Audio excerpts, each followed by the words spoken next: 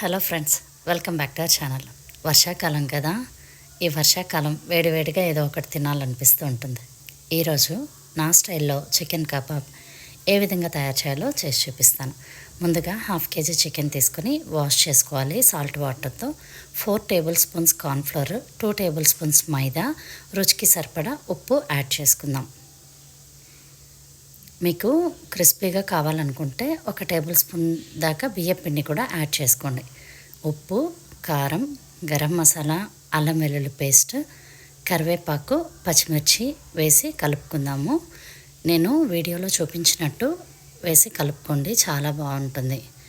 Egg ఒకటి వేసుకోవడం వల్ల మనకి చికెన్ పీసెస్ మరీ గట్టిగా కాకుండా మెత్తగా కాకుండా మంచి టేస్టీగా అయితే ఉంటుంది. ఈసారి ట్రై చేసినప్పుడు ఎగ్ కంపల్సరీ వేసుకోండి. 1/2 లెమన్ వేస్తున్నాను.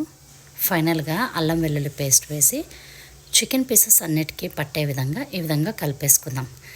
వాటర్ అయితే యాడ్ చేయాల్సిన పని లేదు, ఎగ్ బీట్ చేసి ఉంటాం కదా, కాబట్టి మనకి వాటర్ అయితే సరిపోతుంది. ఈ విధంగా కలిపేసుకొని మూత పెట్టేసుకొని డీప్ ఫ్రిడ్జ్లో అయినా పెట్టేసుకోండి, లేదా నార్మల్ ఫ్రిడ్జ్లో అయినా కూడా పెట్టేసుకోండి. ఒక 1/2 అవర్ పాటు మ్యారినేట్ చేయడం వల్ల ముక్కలు మరింత టేస్టీగా ఉంటుంది. నేనైతే ఒక 1/2 అవర్ పాటు మూత పెట్టి పక్కన పెట్టేశాను. ఇప్పుడు కడాయిలో ఆయిల్ వేసుకుందాము. ఆయిల్ బాగా హీట్ అవ్వాలి.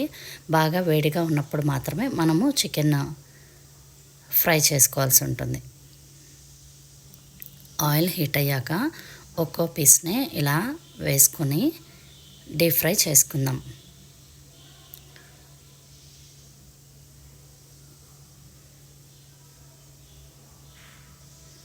మొత్తం అంతా కూడా వేసేసుకున్న తర్వాత రెండు వైపులా కూడా బ్రౌన్ కలర్గా, మరీ బ్రౌన్ కలర్ కాకుండా బాగా వేయించుకుంటే సరిపోతుంది. ఈ మాత్రం కలర్ అయితే రావాలి.